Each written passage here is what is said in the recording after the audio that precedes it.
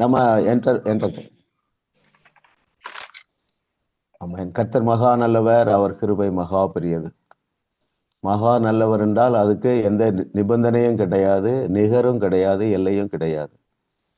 So அப்படிப்பட்ட தேவாதி தேவனை நாம் நம்முடைய தகப்பனாக கொண்டிருக்கிறோம். ஸோ தேவனுடைய கிருபையினாலே 2024 ஆண்டு முடிவுக்குள்ளாக நாம் 6 சப்ஜெக்ட் முடிச்சிட்டோம். இப்போ 7வது சப்ஜெக்ட் அது என்னவென்றால் யுத்தம் முடிந்தது. த வார் இஸ் ஓவர். இதுவே நம்முடைய டெக்ஸ்ட் புக்கு இல்லையா? யுத்தம் முடிந்தது, ரிட்டன் பை ஆண்ட்ரூ ஓமர்க். இதையே நம்ம சகல சத்தியத்திற்குள்ளேயும் நடத்துகிற தேவனுடைய ஆவியானவருடைய வழி நடத்துதலின்படி இதுவே நம்முடைய டெக்ஸ்ட் புக்காக தேவன் கொடுத்திருக்கிறார். இதுல மொத்தம் 22 சாப்டர்ஸ் இருக்கின்றன. 22 சாப்டர் இருக்குது, 22 அத்தியாயங்கள் இருக்கின்றன. இதை 10 வகுப்புகளாக நாம படிக்க போகிறோம். முதல் 2 அத்தியாயங்கள் முதலாவது லெசன் அல்லது முதலாவது வகுப்பு, சரிங்களா? 9வது மற்றும் 10வது வகுப்புகளில் மாத்திரம் நமக்கு 3 அத்தியாயங்கள். அது வரைக்கும் 2 அத்தியாயங்கள் சேர்ந்தது ஒரு கிளாஸு. ஸோ தேவனுடைய ஆவியானவர் தாமே தொடர்ந்து நம்மை சகல சத்தியத்திற்குள்ளேயும் நடத்துவாராக. இதை யுத்தம் முடிந்தது என்கிற பாடத்திலே முதலாவது வகுப்பு இன்றைக்கு துவங்குகிறது. 2024 ஆண்டு ஜனவரி மாதம் இந்திய நேரத்தின்படி காலை 6:30 மணி, 7ஆம் தேதி. உங்களுக்கு 6ஆம் தேதியா இருக்கும்னு நினைக்கிறேன். Okay, it's good. இப்பொழுது நாம் நேரடியாக வகுப்புக்குள்ளே சென்று விடலாம். Yes brother.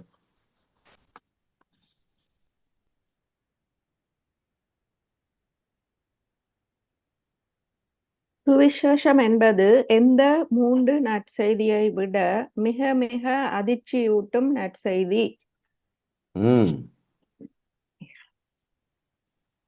எஸ் சிஸ்டர், கிரேஸ்ல ஆரம்பிப்போம், கிருபையில நம்ம ஆரம்பிக்கலாம். Yes sister. 5வது பக்கம் பாஸ்டர். சுவிசேஷம் என்பது தேவன் உங்களிடத்தில் கோபமாக இல்லை என்றும் அவர் உங்களை நேசிக்கிறார் என்றும் அவர் தன்னுடைய எல்லா ஆசீர்வாதங்களையும் உங்களுக்கு கொடுக்க விரும்புகிறார் என்றும் சொல்லுகிற நற்செய்தி என்பதை காட்டிலும் நம்பவே முடியாத ஆனால் உண்மையான நம்மை வியப்பில் ஆழ்த்தும் மிக மிக நல்ல செய்தியா இது இருக்கிறது. சொல்லுங்க. Very good, very good, very good. பாருங்க, தேவன் உங்களிடத்தில் கோபமா இல்லை என்பதே நல்ல செய்தி தான் இல்லையா? நம்ப முடியாத நல்ல செய்தி. 2வது, அவர் நம்மை நேசிக்கிறார் என்பதும் ரொம்ப நல்ல செய்தி. ஆமா, எல்லா தம்முடைய ஆசீர்வாதங்களை நமக்கு தந்து விட்டார் என்பது நல்ல செய்தி. ஆனால் இதைவிட மிகப்பெரிய நல்ல செய்தி. ஒரு அல்லேலூயா சொல்லுங்க உங்களுக்குள்ள. ஆமா, அதனாலதான் ஆண்டவர் இந்த வார்த்தையை அடிக்கடி தருகிறார். ஒருவராலும் சாதாரண வாழ்க்கை வாழவே முடியாது. ஆமா, ஆரோக்கியம் நிறைந்தவர்களாக, ஐஸ்வர்யம் நிறைந்தவர்களாக, சமாதானம் நிறைந்தவர்களாக, அநேகருக்கு ஆசீர்வாதமாக, அது பிசினஸா இருந்தா டாப்ல தான் இருக்க முடியும் இல்லையா? ஆமா, ஊழியமா இருந்தாலும் டாப் தான் எல்லாம். ஏன்னா அது மிக மிக மிக நல்ல செய்தி. இப்போ இந்த 3 காரியங்களை விட அதிர்ச்சியூட்டுகிற மிக மிக நல்ல செய்தி யாராவது சொல்லுங்க. உங்க எல்லாருக்கும் தெரியும்.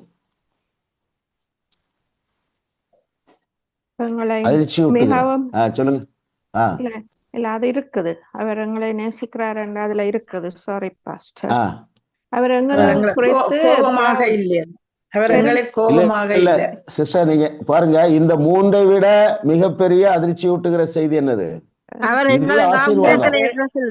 செய்ததை நம்ப முடியாது, விலக்கிரயத்தை செலுத்தி விட்டார். பெருமையாக இருக்கிறார் எங்களை குறித்து. அவர் செய்ததை நம்பவே முடியல. ஆனா உண்மையானது. பாவங்களை எல்லாம் மன்னித்து விட்டார். எங்களை உள்ளங்கையில் வரைந்திருக்கிறார். அதை விட பெரிய அதிர்ச்சியூட்டுகிற செய்தி.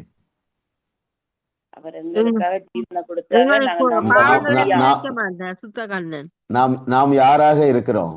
நீதிமான்களாக தேவர்களாக தேவர்களாக இருக்கிறோம். பிள்ளைகளாய் இது பிள்ளைகள் இது ஒரு பெரிய அதிர்ச்சி ஊட்டுற செய்தி இல்லையா? ஆமென். Right? ஆமா. இன்னும் அவர் என்ன சொன்னார்? நீங்கள் தேவர்களாக இருக்கிறதுனால உலகத்தை ஆசீர்வதிப்பீர்கள் என்கிறார். ஆமென். Right? Very good. God is good. கர்த்தர் நல்லவர் பாருங்க அருமையானவர்களே. ஆமா, இன்னும் என்ன சொன்னாரு? இதெல்லாம் இன்னும் சபையை டிஸ்கஸ் பண்ணல பாருங்க. யாருடைய பாவங்களை மன்னிக்கிறதற்கு நாம் அதிகாரம் பெற்றிருக்கிறோம். நம்முடைய பாவங்களை மன்னிக்கப்பட்டது மிக நல்ல செய்தி. மற்றவருடைய பாவங்களை மன்னிப்பதற்கு நாம் தகுதியையும் அதிகாரத்தையும் வல்லமையை பெற்றிருக்கிறோம் என்பது அதிர்ச்சியூட்டுகிற செய்தி இல்லையா?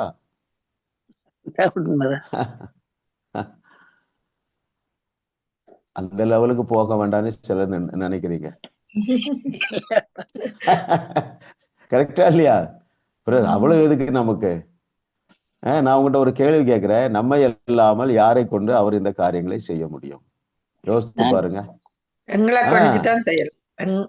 ஆமா ஆமா, உங்க மைண்ட் இதை அக்செப்ட் பண்ணிட்டுனா அதற்கு வேண்டிய பாதைகளை அவரே உங்களுக்கு திறந்து வச்சிருக்கிற பாதையை கண்டுபிடிப்பீங்க. ஆமென். ஆமா, சரிங்களா? ஆமா, அது வந்து இங்க இருக்கிற எல்லாருக்கும் every child of God is fully qualified. Every child of God has the same power and authority. But உங்களுக்கும் மற்றவங்களுக்கும் என்ன வித்தியாசம்னா, நான் என்ன ஃபீல் பண்ணேன்னா, you are empowered. Every child of God is empowered, but you can accept that challenge. மற்றவங்களுடைய பாவங்களை மன்னிக்கிறது, மரித்தோரை உயிரோடு எழுப்புறது, உலகத்திற்கு உப்பாக இருப்பது, உலகத்துக்கு வெளிச்சமாக இருக்கிறது இல்லையா? தேவர்கள் என்றால் இதெல்லாம் இருக்கு பாருங்க. சோ பாவ மன்னிப்புக்காகவோ மற்ற காரியங்களுக்காகவோ மாத்திரமல்ல, உலகத்தை ஆசீர்வதிக்கிற நபராக தேவன் உங்கள் ஒவ்வொருவரையும் வைத்து இருக்கிறார். ஏனென்றால் நீங்கள் தேவர்களாக இருக்கிறீர்கள் என்று பவுலா சொன்னாரு, இயேசு சொன்னாரு. Very good. இரண்டாவது क्वेश्चन போயிடலாம் பிரதர்.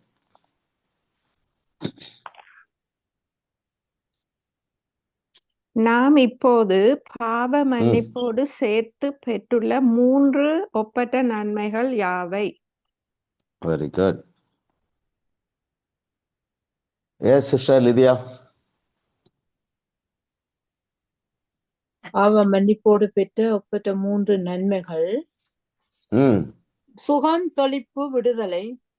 ஆமென். Very good. இல்ல, அப்ப பாருங்க, நம்ம சால்வேஷன் உடனே பாவங்கள் மன்னிக்கப்பட்டிருக்கிறது. நான் இப்ப தேவனுடைய பிள்ளையாகி மாறிவிட்டேன், என்னுடைய பெயர் ஜீவ புஸ்தகத்துல எழுதியிருக்கிறது. அது மாத்திரமல்ல, சுகம், செழிப்பு, விடுதலை அதுவும் சேர்ந்து இருக்கிறது. ஆமா பாருங்க, அதுக்குதான் அந்த சால்வேஷன் என்பது முழுமையானது, அந்த ரட்சிப்பு என்பது பரிபூர்ணமானது. சரிங்களா? நான் அடிக்கடி சொல்றேன் பாருங்க, நாம் ஒவ்வொருவருக்குள்ளேயும் வேதத்துல சொல்லப்பட்டிருக்கிற அத்தனை ஆற்றலும் அத்தனை ஆசீர்வாதங்களும் நமக்குள்ளே அந்த மறுபடி பிறந்த நாளே வந்து விட்டது. கிருபை பாருங்க, இப்ப அற்புதம் நடக்காத நாளே இல்லை. ஆனா 25 வருஷம் அது எனக்குள்ளதான் இருந்தது, உங்களுக்குள்ளதான் இருக்கிறது இல்லையா? அதை அறிந்து கொள்ளவில்லை, ஏற்றுக்கொள்ள முடியல. ஏனென்றால் அளவுக்கு அதிகமாக சுயநீதியை பற்றிய பிரசங்கங்களை நாம் நிறைய உள்ள கேட்டுட்டோம் இல்லையா? அது நம்ம டிலே பண்ணுது. சரிங்களா? எப்படி ஒரு கோழி குஞ்சு முட்டையை விட்டு வெளியே வருகிறதோ அதே போல அருமையான பிள்ளைகளே, நாம் எல்லாரும் வெளியே வந்துட்டோம். சொல்லுங்க, நாங்க வெளியே வந்துட்டோம். சொல்லுங்க, வந்துட்டோம்.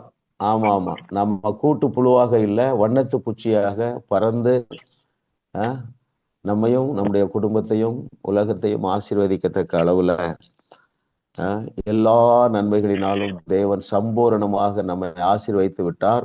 இதை அறிந்து கொள்ள தான் பவுல் ஒவ்வொரு நிருபத்திலும் ஜெபிக்கிறார், பிரகாசம் உள்ள மனக்கண்கள் உண்டாவதாக என்று சொல்லி. எஸ், அடுத்த क्वेश्चन போயிடலாம் பிரதர். ஒப்புரவாகுதல் என்ற வார்த்தையின் 2 அர்த்தங்கள் யாவை?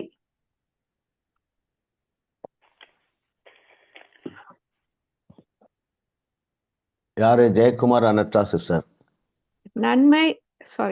நண்பர்கள் ஆக்குவது, மனம் பொருந்த செய்வது. Page 6 stop, first paragraph. Very good. இல்ல, இந்த ஊழியத்தின் பேரு ஒப்புரவாகுதலின் ஊழியம் இல்லையா? அதனுடைய பொருள் என்னவென்றால் நண்பர்கள் ஆக்குவது, மறுபடியும் மனம் பொருந்த செய்வது. ஏதேன் தோட்டத்துல இழந்த அந்த ஃப்ரெண்ட்ஷிப்பை ரெஸ்டோர் பண்றது. மனம் பொருந்தல் செய்தல்னா என்ன? மனம் பொருந்த செய்வது என்றால் என்ன?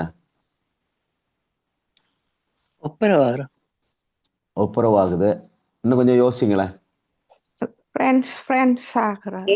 நண்பர்களாக்குவது பாருங்க, அதாவது தேவனை போல சிந்திப்பது மனம் பொருந்துதல். இல்ல, மனம் என்றால் சிந்தித்தல், யோசித்தல். மனம் பொருந்துதல் என்றால் தேவனை போல சிந்திப்பது. இல்ல, அது சிந்தனை, இருதயம். நம்முடைய தேவனாகிய கர்த்தராகிய இயேசு கிறிஸ்து ஒவ்வொரு சூழ்நிலைகளை, சவால்களை பார்க்கும் பொழுது அவர் எப்படி சிந்தித்தாரோ அப்படி சிந்திப்பது. யோசிங்க, சிந்திங்க. அந்த சிந்தை தான் உங்களுக்கு தேவை. அது மனதை வேகமாக புதிதாக்கும். எல்லா சவால்களையும் சந்தித்தார். ஒவ்வொரு சவால்களையும் சந்திக்கும் பொழுது அவருடைய மனம் எப்படி இருந்ததோ, நாம் மறுபடி பிறந்த பொழுது அதே மனதை உடையவர்களாக அவரை போல பிரச்சனைகளை தீர்த்து வைக்கக்கூடிய நபர்களாக இருக்கிறோம். ஒரு தேவை என்று வந்தவுடனே அவர் மனம் பதஷ்டம் அடையவில்லை. யோசிங்க, சிந்திங்க. இப்போ கானாவூர் கல்யாண வீட்டுக்கு போனாரு. அவர் என்ன நினைச்சாரு? இது ஒரு சாதாரண ஒரு காரியம், இதுக்கு எந்த எமோஷனும் வேண்டியதில்லை, அங்கே இருக்கிற பொருட்களை வைத்து கொண்டே இந்த தேவையை சந்தித்து விடலாம் என்ற அவருடைய மனம் இருந்தது மாதிரி அதே போல நம்மை சிந்திக்க வைப்பது, அது ஒப்புரவாகுதல். அப்படித்தான் முதல் பெற்றோரை சிருஷ்டித்தார். ஆண்டு கொள்ளுங்கள் என்றார். எந்த பிரச்சனையையும் நீங்க சால்வ் பண்ணுங்க இல்லையா? நீடு, ஆகார தேவை பழைய ஏற்பாட்டில் இருக்கு, புதிய ஏற்பாட்டில் இருக்கு. பாருங்களேன், வனாந்தரத்துல 40 வருஷம் ஆகாரம் கொடுக்கணும். எப்படி தேவைகளை சந்தித்தார். அவருடைய மனதை போல நம்முடைய மனது சிந்திக்கணும். சமாரியாவுல பஞ்சம், தேவன் எப்படி சிந்தித்தார் இல்ல? நீங்க தான் அந்த எலிசா, 24 மணி நேரத்துல பஞ்சம் தீர்ந்து விடும். அப்போ மனம் பொருந்துதல் என்றால் தேவனை போல சிந்திப்பது. மனிதர்கள் நிறைய சிந்திச்சிருக்கிறாங்க. எலியா, எலிசா, யாரு வேற, நம்ம நெகமியா, தாவீது, தெபோராள், பேதுரு, பவுல் இல்ல. ஆமா, அதுக்கு எந்த எமோஷனும் வேண்டியதில்லை. சரிங்களா?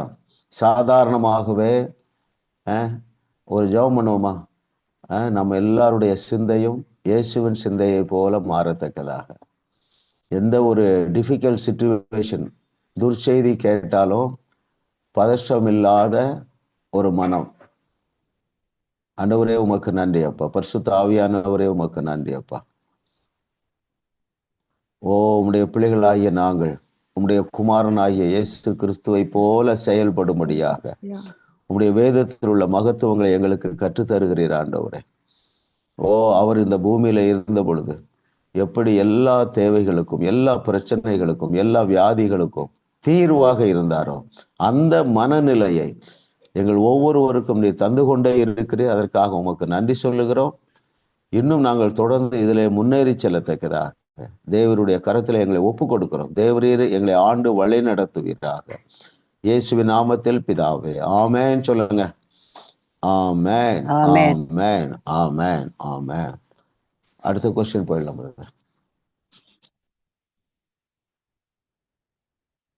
சத்தியத்தை சரியாக அறியாத மதம் கொண்டுள்ள தவறான நம்பிக்கை என்ன? Very good.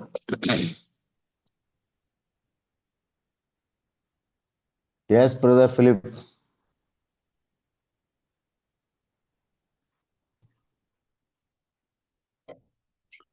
You You are have to. going you are Yeah. going to hell. You are a sinner. God is angry with you. Okay okay okay okay. தமிழ்ல இன்னொரு பெட்டர் ஆன்சர் இருக்கு, சொல்லுங்க. அதுல என்ன இருக்கு? புக்ல இருக்கிறத சொல்லுங்க யாராவது. 14வது பக்கம் பாஸ்டர், ஃபர்ஸ்ட் பேராகிராஃப்ல, தேவன் உன்னிடத்தில் கோபமாக இருக்கிறார், அவர் உன்னை பிடிக்கும்படி தயாராகி கொண்டிருக்கிறார். ஆனால் நீ சபைக்கு ஒழுங்காய் வருவாய் என்றால், உன்னுடைய தசம பாகத்தை ஒழுங்காய் செலுத்துவாய் என்றால், ஒரு நாளைக்கு 1 மணி நேரம் வேதத்தை ஒழுங்காய் வாசிப்பாய் என்றால், இதையும் அதையும் செய்வாய் என்றால், பிறகு அப்படி செய்வதால் நீ தேவனுடைய கோபத்தை தணிக்க முடியும். இவைகளை நீ செய்தால் பின்னர் தேவன் உன்னுடைய பிள்ளைகளை வியாதிப்படுத்தி மருத்துவமனைக்கு அனுப்ப மாட்டார், உன்னுடைய திருமண உறவை உடைத்து போட மாட்டார், அல்லது உன்னுடைய வாழ்க்கையை அழித்து போட மாட்டார் என்றுதான் சொல்லி இருக்கிறார். வெரி குட், டீட்டெயிலா சொல்லிட்டீங்க. இன்னொரு இடத்துல பதில் இருக்கு, யாரு கண்டுபிடிச்சீங்க? மாஃபியா கூட்டத்துல பேஜ் என்ன சொல்லுங்க, எல்லாரையும் நம்ம டிஸ்கஸ் பண்ணலாம்.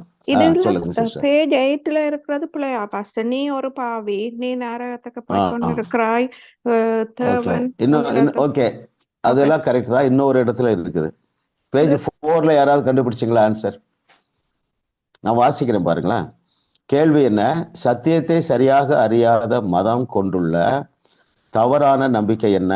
பேஜ் 4ல 2வது பேராகிராஃப் மிடில் இருக்கு பாருங்களேன்.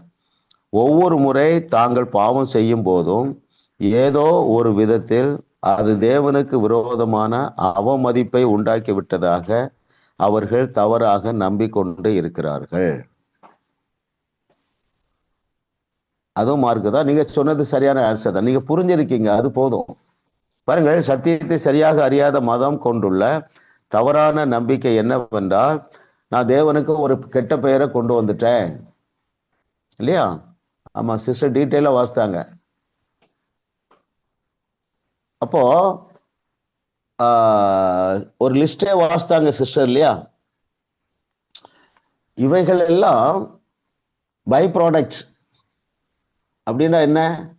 நீங்க தேவனோடு உள்ள உறவுல நீங்கள் சரியாக இருக்கும், சத்தியத்தை சரியாக அறிந்து கொள்ள நீங்க எல்லாரும் சொல்ல முடியும், முன்பு நாம் தேவனை நேசித்ததை விட இப்பொழுது நாம் எல்லாரும் தேவனை அதிகமாக நேசிக்கிறோம். யோசித்து பாருங்க, நீங்க கண்டுபிடிச்சிருவீங்க. அதுக்கு ஒரு அடையாளம் என்னன்னா, முன்னால காலையிலே நம்ம ஜெபிக்கும் போது மாத்திரம்தான் அவரை நினைச்சிட்டு இருந்தோம். பகல் வேளைகளிலே அதிகமாக நம்ம அவரை மறந்துடுவோம், இடையிடையே நினைப்போம். ஆனா இப்போ நீங்க பாத்தீங்கன்னா முன்பை விட அதிகமான நேரம் அவருடைய வசனம் உங்களுக்குள்ள ஓடிக்கிட்டே இருக்கும். திங்கிங்ல யோசிப்பீங்க, இந்த காரியம் இப்படி இருக்குத இல்ல, என்னை போய் தேவன் என்று சொல்லி இருக்கிறாரு. முன்பை விட நீங்க அதிகமாக அவருடைய வார்த்தையை திங்க் பண்றீங்க, மெடிடேட் பண்றீங்க, அசை போடுகிறீர்கள். இது உங்களுக்கு தேவன் மேல உள்ள அன்பை பெருக்கி கொண்டே இருக்கிறது. இதற்கு நாம் முதலிடம், அவரை அறிகிற அறிவுக்கு முதலிடம் கொடுக்கிறதுனால அவர் மீது உள்ள அன்பு பெருகி இருக்கிறது. உட்கார்ந்து நீங்க மெடிடேட் பண்ணுகிறீங்கிறத விட, உதாரணத்துக்கு பாருங்களேன், இப்போ இந்த கொஸ்டின் பேப்பரை ப்ரிப்பேர் பண்ண நீங்க எவ்வளோ மெடிடேட் பண்ணீங்கல்ல? ஆமா, இது கரெக்டு தானே, இப்படிலாம் இருக்குத. நம்முடைய கிரியைகளினால் நாம் தேவனை பிரியப்படுத்த முடியாது. அவர் செய்த கிரியைகளை விசுவாசிக்கிறதுனால தான் அவரை பிரியப்படுத்த முடியும். Daddy has made everything simple இல்ல? அவருடைய குமாரனை சஃபர் பண்ண வைத்து நமக்கு சஃபரிங் ஃப்ரீ லைஃபை கொடுத்துட்டார்ல. அப்போ இவைகள் எல்லாமே எப்பொழுது வரும் என்றால், சத்தியத்தை நாம் சரியாக அறியும் பொழுது. ஸோ ஆகவே ஒரு தவறு நம்ம செய்த உடனே இதுல அவர் என்ன சொல்றாருன்னா, அது தேவனுக்கு விரோதமான அவமதிப்பை உண்டாக்கி விட்டதாக தவறாக நம்ப வேண்டியதில்லை என்று சொல்றார். சரிங்களா? ஆமா, அவர் நம்முடைய பார்க்கிற பார்வையே வேற. நாமும் அவரை சரியாக பார்க்க துவங்கி இருக்கிறோம். இன்னும் முழுமையாக பார்க்கிற வரைக்கும் நம்ம இதை தொடருவோம். நீங்களும் வாழுவீர்கள், உங்கள் மூலமாக வையகமும் வாழும். 5வது கொஸ்டினுக்கு போயிடுவோமா? மனிதன் தேவனோடு ஒப்புரவாகாவிட்டாலும் அவர் எப்படி இருக்கிறார்? Yes sister Bhavani.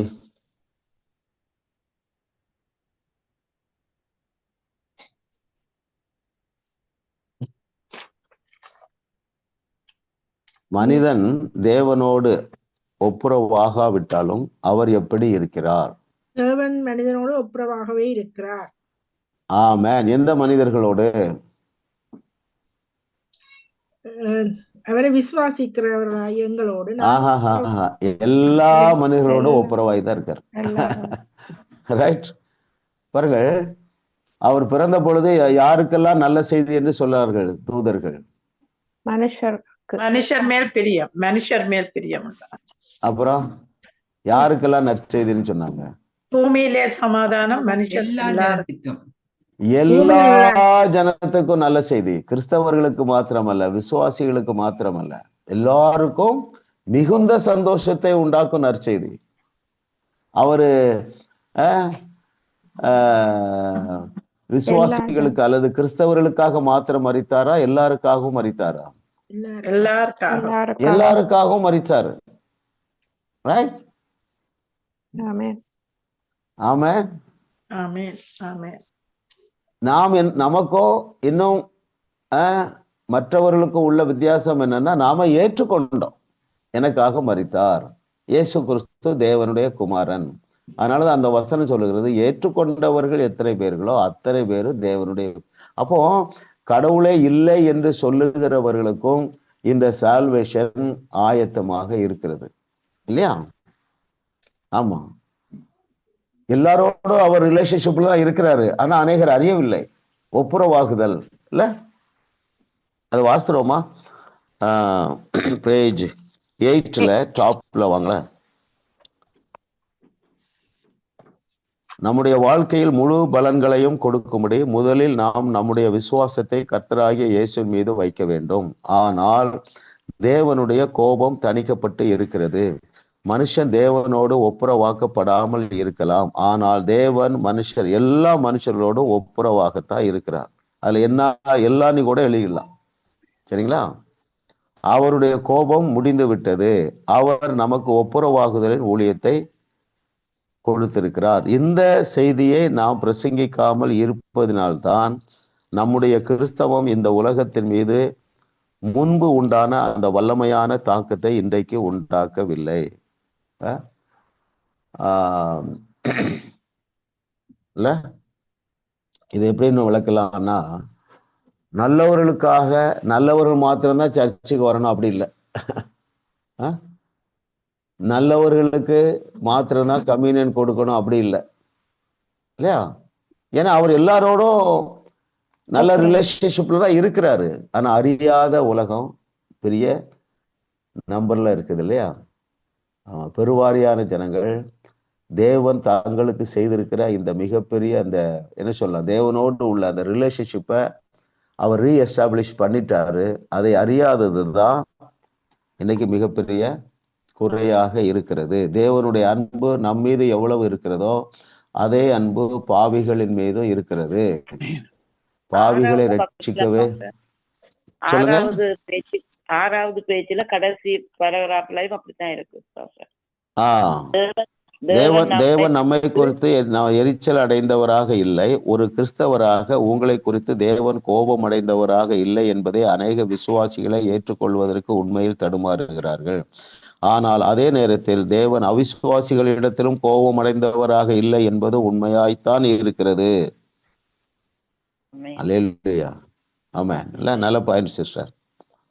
எல்லாரோடத்தையும் சமாதானமா தான் இருக்கிறார். எப்படி நீங்க இதை நம்ப முடியும்னா, சொந்த குமாரனையே கொடுத்துட்டாரு, சொந்த குமாரனுடைய மாமிசத்தையே கொடுத்துட்டாரு, சொந்த குமாரனுடைய ரத்தத்தையே கொடுத்துட்டாரு. பாவிகளை அவரால் நேசிக்க முடியாதா? அப்போ மேட்ரு எங்க இருக்குன்னா ஏற்றுக்கொள்றதா இருக்கு இல்ல? பாருங்கள், நான் செய்ததை செய்வீர்கள், அதை விட பெரிய கிரிகளை செய்வீர்கள். நான் ரட்சிக்கப்பட்டு 35 வருஷமும் அதை தியானிச்சிருப்பேன். ஆனா ஏற்றுக்கொள்ள முடியல. அது ஒரு வெளிப்பாடாக வரவில்லை. ஒரு 7-8 ஆண்டுகளுக்கு முன்பதாக அது ரெவலேஷன் நாலேஜா வந்தது. அந்த வார்த்தை மாம்சம் ஆயிற்று. என்னுடைய மனம் அதை ஏற்றுக்கொண்டு மறுரூபம் அடைந்த பொழுது கிருபை பாருங்க, அற்புதம் நடக்காத நாளே இல்லை. Very good. அடுத்த கொஸ்டின் போயிடலாம். அடுத்தது எத்தனாவது கேள்வி? Question 6. 6. ஓகே. பிதாவாகிய தேவன் நம்முடைய முக்கால பாவங்களையும் நம்முடைய கணக்கில் வைக்காமல் யாருடைய கணக்கில் எப்பொழுது வைத்து விட்டார்? இந்த வசனம். அடுத்தது யார் இருக்கிறீங்க? மற்றது எந்த வசனம் இதை குறிப்பிடுகிறது? Okay, பமாம் sister.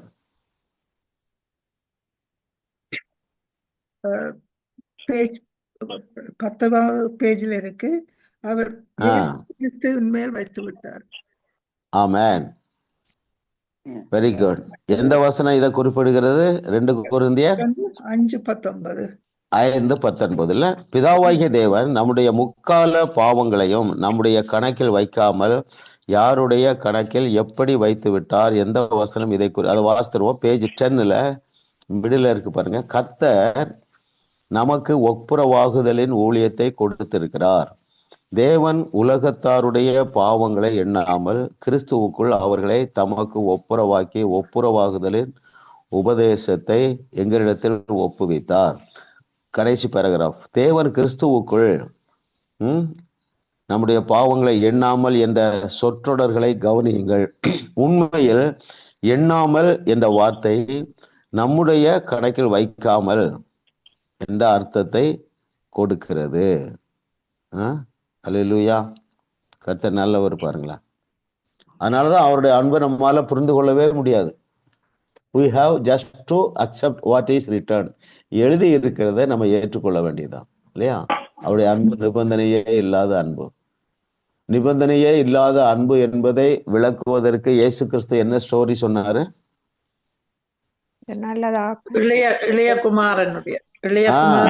நல்ல தகப்பன் அல்லது இளையகுமாரனுடைய கதையை சொன்னார் பாருங்க. அது வந்து ஒரு ஸ்டோரியா சொன்னாரு. அவர் பாவிகளையும் வெறுக்கவில்லை, நேசிக்கிறார் என்பதை எப்படி டெமான்ஸ்ட்ரேட் பண்ணாரு இயேசு கிறிஸ்து? அந்த ஸ்திரீ வந்தபோது அவளை தண்டிக்கவில்லை, ஆக்கினைக்குள்ளாக தீர்க்கவில்லை. அதே போல அவருக்கு என்ன பேரு? பாவிகளுடைய சிநேகிதன் இல்ல, நண்பன் இல்ல. எல்லாரும் கேக்குறாங்க, மதவாதிகள், என்ன இவர் உங்க ஆண்டவர் வந்து இப்படி பாவிகளுடைய வீட்டுக்கெல்லாம் போறாருன்னாங்க. எத்தனை முறை சொன்னாலும் இன்னும் நமக்கே உள்ள போக மாட்டேங்க, முழுசா போகல. இன்னும் ஒரு விதத்துல சொல்ல போனா பாவம் பெருகின இடத்துல என்னது பெருகுது? இப்படி சொல்லாமா? பாவம் பெருகின இடத்துல அன்பு பெருகுது. அந்த கிருபை என்றால் அன்பு இல்லையா? தேவ அன்பு இல்ல, நிபந்தனை இல்லாத அன்பு பெருகுது. அப்படி என்றால் என்ன பொருள்? ஒருத்தர் வந்து இன்னும் இயேசுவை அறியாதவர்களை குறித்து தேவன் அவர்கள் மீது எக்ஸ்ட்ரா அன்பு செலுத்துறானே வச்சுக்கலாம். இவன் எப்போ வர போறான், எப்போ அறிந்து கொள்ள போகிறான் இல்ல, எப்பொழுது ஏற்றுக்கொள்ள போகிறான், எப்பொழுது விசுவாசிக்க போகிறான். ஆமா, வெரி குட். 7வது கொஸ்டின் போயிடும் brother.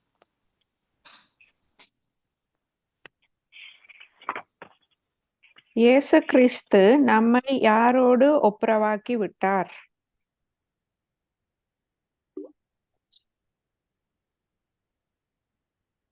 S sister Maheswari sister. 17வது பக்கம் பாஸ்டர். பிதாவாகிய தேவனோடு எங்களை ஒப்புரவாக்கும்படி அவர் செலுத்தின கிரியத்தை பிதாவோடு ஒப்புரவாக்கி இருக்கிறார். Okay okay. 7வது கேள்வி ஒப்புரவாக்கினார்ட்டா இருக்கு. ஓகே, கொஸ்டின் நான் இப்படி எழுதியிருக்கிறேன்னா, இயேசு கிறிஸ்து நம்மை யாரோடு நண்பர் ஆக்கினார்? யாரோடு நம்ம ஃப்ரெண்ட் ஆக்கினாரு? இயேசுவோடு, தேவனோடு. தேவனோடு. எந்த இதுல அந்த வெரி வேர்ட் இஸ் தேர் பாருங்களா. 7வது பேஜ்ல பாருங்க. கேள்வி என்ன? இயேசு கிறிஸ்து நம்ம யாரோடு ஃப்ரெண்ட் ஆக்கினார், நண்பர் ஆக்கினார்? கடைசி பேராகிராஃப் பேஜ் 7ல, கர்த்தராகிய இயேசு நம்மை தேவனோடு நண்பர்கள் ஆக்கி இருக்கிறார். அவர் விசுவாசிகளாகிய நம்மை மட்டுமல்ல, முழு மனு குலத்தையும் தேவனோடு ஒப்புரவாக்கி ஒத்திசையை செய்திருக்கிறார். நம்முடைய கடன்கள் எல்லாம் செலுத்தி தீர்க்கப்பட்டு இருக்கிறது. இப்பொழுது நாம் அதை பெற்றுக்கொள்ள வேண்டும். அவர் நமக்காக ஏற்படுத்தி வைத்திருக்கிறவைகளை நம்முடைய வாழ்க்கையில் முழு பலன்களையும் கொடுக்கும்படி இல்ல. அப்போ அது அந்த கொஸ்டினை கூட மாத்தணும் பாருங்க. ஃப்ரெண்டுனா நல்லா இருக்கலாம், கம்ஃபர்டபுளா இருக்கலாம், அதனாலதான் அதை எழுத்தோம். அந்த வெரி வேர்ட் இஸ் தேர். என்ன பேஜ்? பேஜ் 7ல லாஸ்ட் பேராகிராஃப் ஃபர்ஸ்ட் சென்டென்ஸ் மட்டும் யாராவது வாசிங்க. கர்த்தராகிய இயேசு நம்மை தேவனோடு நண்பர்கள் ஆக்கி இருக்கிறார். அவர் போதும். நம்மை மட்டுமல்ல, எல்லாத்துக்கும் ரெடியா இருக்குங்க. இதான் மேட்ரு பாருங்க. எல்லாருக்கும் பாவ மன்னிப்பு ரெடியா இருக்குது. வேற என்ன ரெடியா இருக்குன்னு ஒண்ணு இன்ட்ரெஸ்டானது சொல்லட்டுமா? நீங்க செல்லுகிற இடங்களில் எல்லாம் அந்த இடத்துல இருக்கிற பிரச்சனையை அல்லது இப்படி எடுப்போம், ஒரு தேவையை சந்திப்பதற்கு அங்கே எல்லாமே ஆயத்தமாக இருக்கிறது. ஒரு நீடு இருக்கு. ஒரு வியாதியிலிருந்து விடுதலை அடையணும். நீங்க ஒரு வீட்டுக்கு போறீங்க, அங்க ஒரு சிக் இருக்காங்க, சிக் பீப்புள் இருக்காங்க. எப்படியெல்லாம் அந்த வியாதியை தீர்க்கலாம்? கர்ச்சிஃபை ப்ரேயர் பண்ணி கொடுங்க, தலை மேல கை வைங்க, பேசுங்க, தண்ணியை பிளஸ் பண்ணி கொடுங்க. இல்ல ஒரு இப்ப நான் எக்ஸாம் எழுத போற பிள்ளைகள் யாராவது ப்ரேயர் பண்ண சொன்னா அதான் சொல்றேன். நீ ஹாலுக்குள்ள கொண்டு போற பேனாவை எடுத்துக்கமா அப்படிங்கிறேன். நான் பேசுறேன் இயேசு நாமத்தினால. இதுல வந்து சூப்பர் நேச்சுரல் பவர் டவுன்லோட் ஆகுது. உனக்கு ஏதாவது டவுட் வந்தா இந்த பேனாவை பாருமா, அப்போ உனக்கு அந்த கேள்விக்கு ஆன்சர் வந்துடும். எத்தனை பேர் அப்படிலாம் ஸ்டார்ட் பண்ணியிருக்கீங்க? எல்லா பிரச்சனைக்கும் அங்காங்கே தீர்வு இருக்குது. வேதம் முழுதும் அதான் இருக்கு. கோடரிய மதக்க பண்ணுனா அங்கே இருக்கிற ஒரு மரக்கிளையை வெட்டி போட்டால் போதும். தண்ணீரை திராட்சை ரசமாக்க வேண்டும் என்றால் அங்கே இருக்கிற தண்ணீர். 25,000 பேருக்கு ஆகாரம் கொடுக்கணும், அங்கே இருக்கிற ஒருவன் சாப்பிடக்கூடிய ஆகாரம். அப்ப எல்லாவற்றுக்கும் தேவன் அங்காங்கே தீர்வை வைத்து இருக்கிறார். அதே போல நமக்காக மாத்திரமல்ல, மனுக்குலம் அனைத்திற்கும் தேவையான எல்லாவற்றையும் வச்சிருக்கிறார். இப்படி யோசிப்போமா? நம்மை பார்த்து ஆண்டவர் சொன்னாரு, நீங்கள் உலகிற்கு உப்பு என்று சொன்னார். அப்ப நம்ம தான் யாரு? அந்த மரக்கிளை. போட்டா போதும், கோடரி மறந்துடும். நாம தான் உப்பு. நாம தான் அந்த கானாவூர் கல்யாண வீட்டுல இருந்த அந்த தண்ணீர். சரியா? ஆமா. we are the resource or we are the solution. நாமே தீர்வு. எல்லாரும் சொல்லுங்க, நானே தீர்வு. நாமே தீர்வு. ஆமா ஆமா ஆமா ஆமா. எதுல எல்லாம் தீர்வு இருக்கு? கையில இருக்கு, காலில் இருக்கு, நிழல்ல இருக்கு, ட்ரெஸ்ல இருக்கு, நாவுல இருக்கு, பாப்பாப்பா மொபைல் போன்ல இருக்கு. அல்லேலூயா. ஆமா, எல்லாரும் பிராக்டிஸ் பண்ணுங்க. ராஜாக்கள் உங்களை தேடி வருவார்கள். ஆமா, விஐபி ஆயிரலாம். அப்படிதான் நம்மளை கனம் பண்ணுவார். அது அப்படியே நீங்க பண்ண ஆரம்பிச்சிருப்பீங்க. அதை அக்ரெசிவா பண்ணுங்க. யோசிங்க, ஆண்டவரே நான் என்ன செய்யணும்? இல்ல இவ்வளவு கிருபை எனக்கு கொடுத்திருக்கிறீர், மரித்தோரையும் உயிரோடு எழுப்பக்கூடிய கிருபை கொடுத்திருக்கிறீர், இல்ல வல்லமை கொடுத்திருக்கிறார். இப்போ உங்களுக்கு அதை குறித்த நாலேஜ் கொடுத்துட்டாரு, தைரியம் கொடுத்துட்டாரு. தைரியமா போங்க, நடக்காட்டாலும் பரவாயில்ல. தேவன் அந்த இடத்துல நம்மை தேவன் வெட்கப்பட விடவே மாட்டார். யாரை வெட்கப்பட விட மாட்டார்? நம்மளைத்தான். இன்னும் ஸ்பெசிபிக்கா சொல்லுங்களேன். கர்த்தருடைய பிள்ளை, கர்த்தரை விசுவாசிக்கிறவர்களை அவர் வெட்கப்பட விட மாட்டார். ஆமென். எதுல விசுவாசிக்கணும்? நான் இந்த மிராக்கிளை பேச போறேன், இது நடந்துரும். நடக்காவிட்டாலும் தேவன் என்னை வெட்கப்பட விட மாட்டார். அந்த ஸ்டேஜுக்கு வாங்க, சரிங்களா? நான் நிறைய பேசுறேன். ஒரு 10 மிராக்கிள் பேசுனா ஒரு 3-4 நடக்கல, நான் சோர்ந்து போகவே இல்லை. இது நல்ல ரேஷியோ ஆச்சே ஐயா. 10க்கு 1 நடந்தாலே நல்ல ரேஷியோ தானே பிரதர் பிலிப்பு? கர்த்தர் நல்லவர் பாருங்க. ஆமா, இப்படி ஒரு என்ன வச்சிருக்காரு நமக்குள்ள, ஒரு பயங்கரமான வல்லமையை வைத்த பிறகு நம்மாலே அற்புதம் செய்யாம இருக்கவே முடியாது. சரிங்களா? கர்த்தர் நல்லவர். ஆமா, எல்லாரும் நீங்க யூடியூப் சேனல்ல ஆரம்பிங்க. மகேஸ்வரி சிஸ்டர், ஆமா, நீங்க வேர்ல்டு ரெக்கார்டை உண்டாக்கிடலாம். 80 வயசுல யூடியூப் சேனல் ஆரம்பிச்சு 1000 சப்ஸ்கிரைபர் வந்துட்டாங்க. இப்ப எத்தனை பேர் இருக்காங்க உங்க யூடியூப் சேனல்ல மகேஸ்வரி சிஸ்டர்?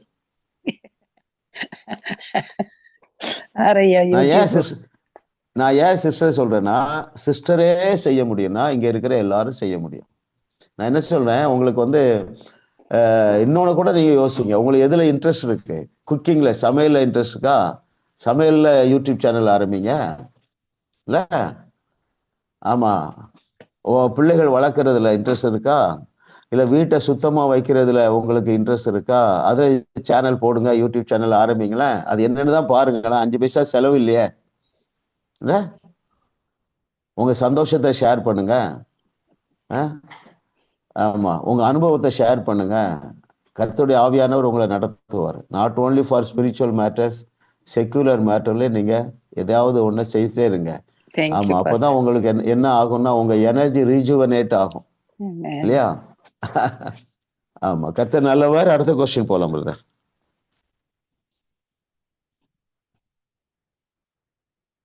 இவைகளை பிரசங்கிக்க வேண்டும் 3 எழுதுக. இவைகளை பிரசங்கிக்க கூடாது 2 எழுதுக.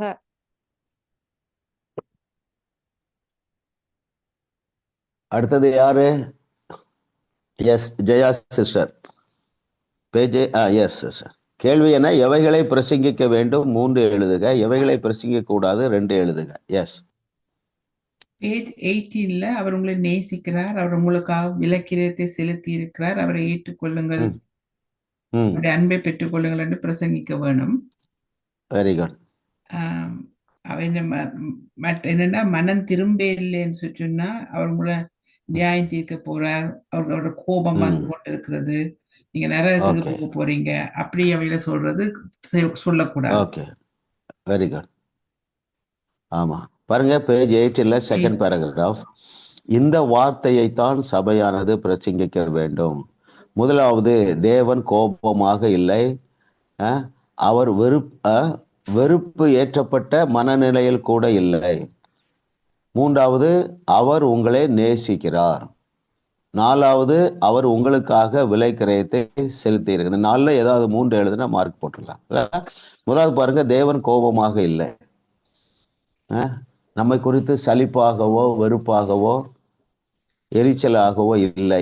இதைத்தான் நம்ம பிரசங்கிக்கணும். தேவன் அன்பாகவே இருக்கிறார், அவர் உங்களை நேசிக்கிறார் என்று பிரசங்கிக்க வேண்டும். அவர் உங்களுக்காக விலை கிரயத்தை செலுத்தி இருக்கிறார் என்று நாம என்ன செய்யணும்? பிரசங்கிக்க வேண்டும்.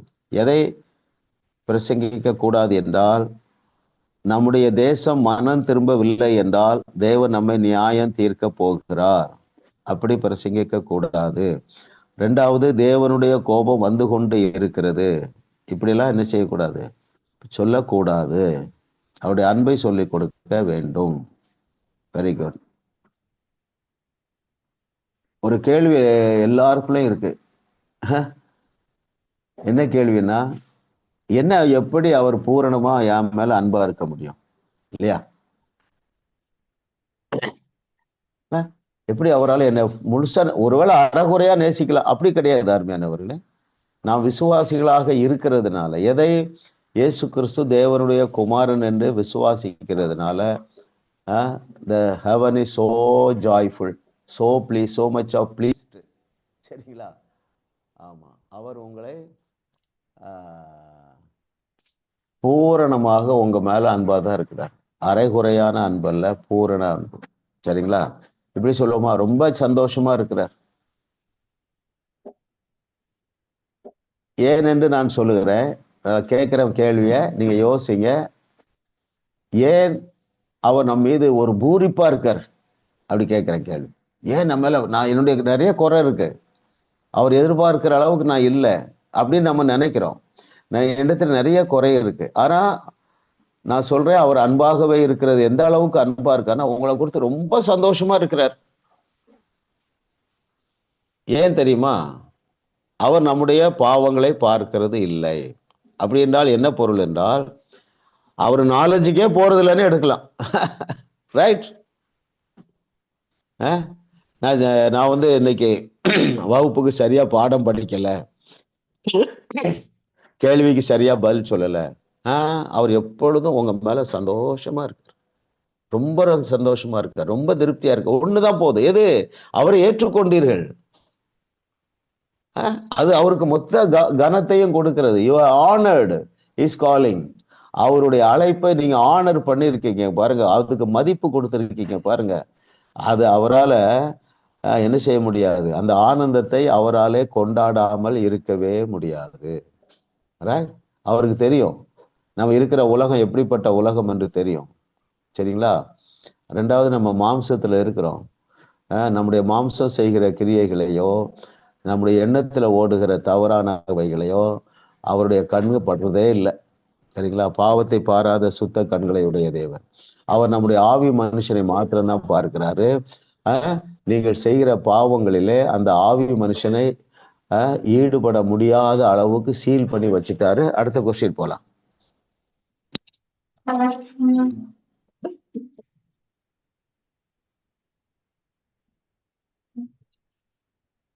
ஜனங்கள் எதற்காக நரகத்திற்கு போக போவதில்லை, எதற்காக மட்டுமே அங்கு போவார்கள்? Very good. Question number 9. அடுத்தது யார் சொல்றீங்க? இது வரைக்கும் கிறிஸ்டைன் ஜெபன் சொல்லலாம், ரஞ்சனி சிஸ்டர் சொல்லலாம். யார் சொல்றீங்க? கீழே இருக்கிறவங்க யாராவது சொல்லுங்க. கர்த்தராய் இயேசு கிறிஸ்து ஏற்றுக்கொள்ளவில்லை என்றால் தங்களுடைய பாவங்களின் நிமித்தமாக அல்ல, இயேசுவை நிராகரித்த காரணத்திற்காக அவர்கள் நிராகரிக்கப்பட்டு நரகத்துக்குள் தள்ளப்படுவார்கள். Very good. நல்லா தெரிந்து கொள்ளுங்க. ஜனங்கள் பேஜ் 15 டாப்ல இருக்கு பாருங்க. ஜனங்கள் தங்களுடைய பாவங்களின் நிமித்தம் நரகத்திற்கு செல்ல போவதில்லை என்பது பெரும்பாலானோரின் கருத்துக்கு முரண்பாடாக இருக்கிறது. தங்களுடைய பாவங்களுக்காக செலுத்தப்பட்ட கிரயத்தை நிராகரித்த காரணத்தினால்தான் அவர்கள் அங்கே செல்லுவார்கள். ரைட்? ஆமா, பாருங்க, வாஸ்தவம். இரட்சகரை ஏற்றுக்கொள்ள மறுத்த காரணத்தால் அவர்கள் நரகத்திற்கு செல்ல போகின்றனர். நீ புகைப்பிடிக்கும் பழக்கத்தையோ புகையிலை மெல்லுவதையோ கெட்ட கெட்ட வார்த்தைகளை பேசுவதையோ அதையும் இதையும் செய்வதையோ விட்டுவிடவில்லை என்றால் தேவன் உன்னை ஏற்றுக்கொள்ள மாட்டார் என்று கிறிஸ்தவர்கள் அறிவிக்கும் போது நீங்கள் ஜனங்களுடைய பாவங்களை அவருடைய கணக்கிலேயே வைத்து விடுகிறீர்கள். அதோடு நீங்கள் இயேசுவின் பலியின் மதிப்பை குறைத்து அதை அவமதித்து விடுகிறீர்கள். உண்மையில் நீங்கள் சொல்வது இதுதான், உங்களுடைய பாவம்தான் பெரியது, இயேசு சிலுவையில் செய்ததை காட்டிலும் உங்களுடைய பாவம்தான் பெரியது என்று சொல்லுகிறீர்கள் இல்ல? அப்போ சந்தோஷப்பட்டு கை கூறுங்க, சரிங்களா? ஆமா, நீங்க அதே வேளையில அந்த அந்த ரிலேஷன்ஷிப்ல வளர்றதுக்கு நம்ம என்ன செய்யணும்? சின்ன சின்ன எஃபர்ட் போட்டுட்டே இருக்கணும். என்ன எஃபர்ட்டு? அவருடைய வார்த்தையை தியானிக்க, அவருடைய பாதத்தில் அமர்ந்திருக்க, மெடிடேட் பண்ண, அவரை திங்க் பண்ண, அந்த ரிலேஷன்ஷிப்பை ஸ்ட்ரென்தன் பண்ணக்கூடிய காரியங்களை நீங்கள் உங்களுடைய ஆவியானவர் உங்களுக்கு பேசுவார் இல்லையா? அதை நம்ம என்ன செய்யணும்? அது கொஞ்சம் ஈல்டாகி இன்னும் அவரோடு நெருங்கி ஜீவிக்க ஜீவிக்க ஜீவிக்க நன்மையும் கிருபையும் தானாகவே நம்மை சூழ்ந்து கொள்ளும். ஆமென். கடைசி கொஸ்டின் போயிடலாம்.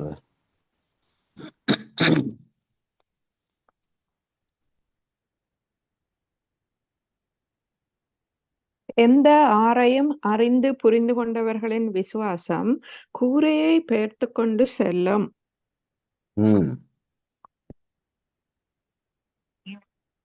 இதுவரை சொல்லாதவர்கள் சொல்லுங்க. 22வது பக்கத்துல பார்க்க கடைசி பரவராக அவர் உங்களை எவ்வளவு அதிகமா நேசிக்கிறார் என்பதையும் அவர் உங்களை தன் உள்ளங்கையில் வரைந்திருக்கிறார் என்பதையும் அவர் உங்களிடத்தில் கோபமாக இல்லை, உங்களை குறித்து ஏமாற்றம் அடைந்தவராக இல்லை, உங்களை குறித்து வெட்கமடைந்தவராக இல்லை என்பதையும் அவர் உங்களை குறித்து பெருமிதம் கொள்கிறார் என்பதையும் நீங்கள் அறிந்து புரிந்து கொண்டால் உங்களுடைய விசுவாசம் கூறிய பெயர்த்து கொண்டு செல்லும். ஆமென். ஏழாவது ஒரு பாயிண்ட் இருக்கு. என்னுடைய எல்லா முட்டாள்தனமான காரியங்களை கண்டும் பொருட்படுத்தாமல் விட்டு விடுகிற எந்த தேவனும் மிகச்சிறந்த நல்ல தேவன் தான். இதை அவர் செய்வார் என்றால் அவர் எனக்காக எதையும் செய்வார். இல்ல,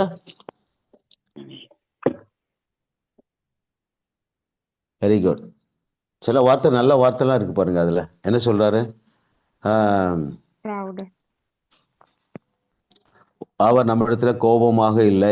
இன்னொன்னு, நம்மை குறித்து ஏமாற்றம் அடைந்தவர்களா இல்லை. இல்ல, ஆமா ஆமா, he is fully satisfied. ஒரே காரணம் தான், அந்த சால்வேஷன். அதை ஏற்றுக்கொண்டீங்க பாருங்க. அதுக்கு தான், அதனாலதான் அதுக்கு பேரு ஜோயே, பரிபூர்ணமானது.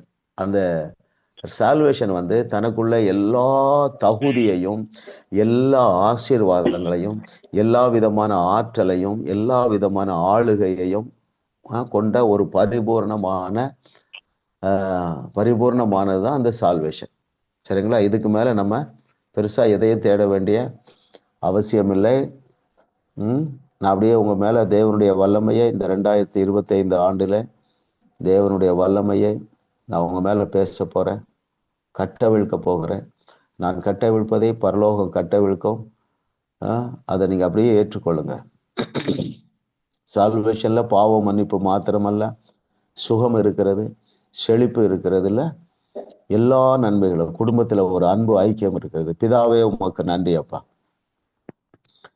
இந்த 2025 ஆண்டின் முதல் வகுப்பிலேயே எங்களோடு திட்டமும் தெளிவுமாக பேசின பரிசுத்த ஆவியானவரே உமக்கு நன்றி அப்பா. நாங்கள் கேட்ட இந்த நல்ல செய்தியானது ஒவ்வொருடைய இருதயத்தின் ஆழத்திலும் வேறு ஊன்றுவதாக, ஆழமாக பதிந்து செல்லுவதாக. இயேசுவின் நாமத்தினால அதிசயங்களை காணப்படுகிற தேவக்கரம் அந்த சால்வேஷனோடு கூட எங்களுக்கு கொடுத்திருக்கிற அத்தனை நன்மைகளையும், அத்தனை ஆசீர்வாதங்களையும் நாங்கள் சுதந்தரித்து இந்த ஆண்டுல மெய்யாகவே நாங்கள் ஒரு பெரிய இன்பத்தை அனுபவிக்கத்தக்கதாக, எல்லாராலும் கனம் பெறத்தக்கதாக, மலை மேல் இருக்கிற பட்டணமாக உயர்த்தப்படத்தக்கதாக தேவரே எங்களை கரம் பிடித்து நடத்துகிறேன். நாங்கள் அதை பரிபூர்ணமாக பெற்று அனுபவிக்க நீர் கிருபை செய்வதாக. இன்னும் பிரகாசமுள்ள மனக்கண்கள் உண்டாவதாக, மனம் இன்னும் புதிதாகுவதாக. இயேசுவின் நாமத்தில் பிதாவே, ஆமென், ஆமென், ஆமென், ஆமென், ஆமென்.